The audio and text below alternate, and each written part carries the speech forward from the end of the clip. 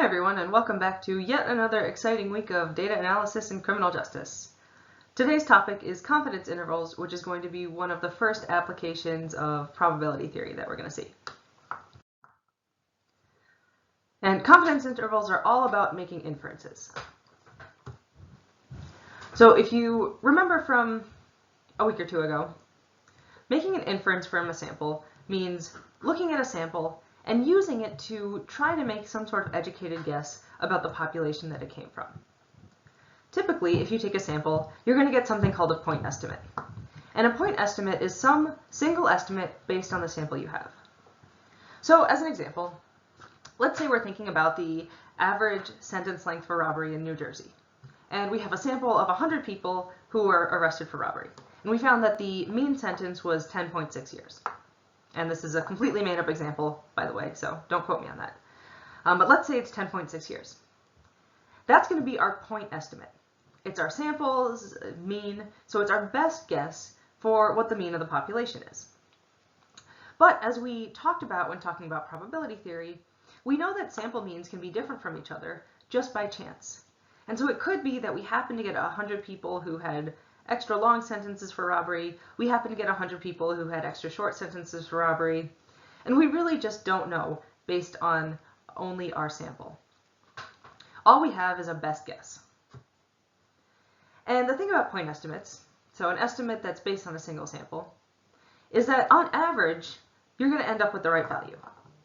And what that means is that if you were to take a whole bunch of samples and average all those together, you'd get the right value. But you can't be sure exactly where your sample falls in that distribution. And this is the whole idea of that sampling distribution, right, where there's different possible sample statistics and different probabilities of getting each one. But because of random chance and the fact that you're only looking at one possible sample, it's always possible that your sample is different from the population completely by chance. And you got an unlikely sample mean on either side of the true population mean. What confidence intervals do is allow you to create some sort of buffer around that point estimate that tells you within some level of confidence where you can expect to find the true population mean. And we're going to refer to this as a confidence interval. And as I just said, a confidence interval essentially creates a buffer or a margin of error around a point estimate. And in fact, if you ever see margin of error written on results from, say, a political poll, the margin of error they're talking about is exactly one of these. It's a confidence interval. So a confidence interval creates a buffer around your point estimate, also known as a margin of error. And it tells you an interval that is likely to include the true population mean.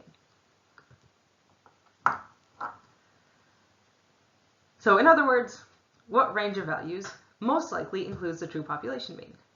And this is really useful because it allows you to use that single sample that you took to get a pretty good estimate for where the population mean would be likely to be within some level of confidence. So you don't have to just rely on your single sample. You can say, based on this sample, we can be pretty sure the population mean, is around here. As the researcher or statistician, you get to decide what most likely means. So when I say what range of values most likely includes the true population mean, you get to set that level of confidence. So as an example, you might say, I want to know what range of values includes the true population mean at 90% certainty. And so that would be a component of the confidence interval as well. And I want to talk a little bit more about this idea of a confidence level.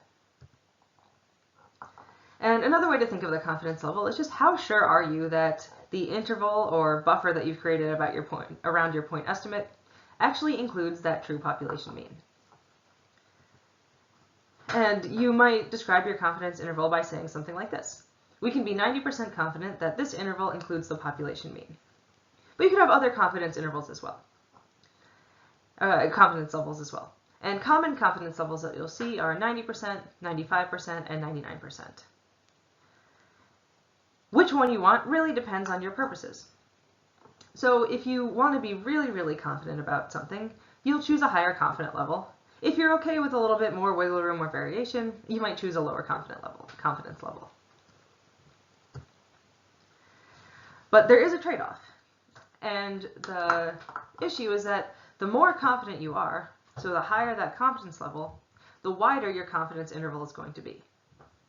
So you can be really, really confident that your estimate falls within a wide interval, or you can be somewhat confident that your estimate falls within a narrow interval. And again, which of those you choose would really depend on your purposes. For this class, though, I will be telling you what level of confidence we're going to be working with at any particular time. So how do you actually find a confidence interval? Well, there are two steps. And I can promise neither of these steps is going to make any sense when I say it right now, but I'm going to go over to the document camera with an example in a minute. The first step is going to be to determine something called the critical value of z. You don't know what this is yet.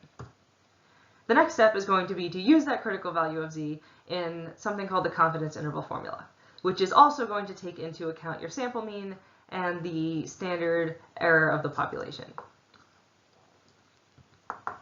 But again, me saying those words isn't going to tell you anything about it, so I'm going to go over to the document camera and explain exactly how this works, as well as connect this to what we did last week to show why it works. But before that, I do want to throw this table up here. This is something that will be useful to you when you do the problem set, and it will make sense pretty soon. But this was the slide it fit best on, so just you can look at it for now and it'll make sense in a minute.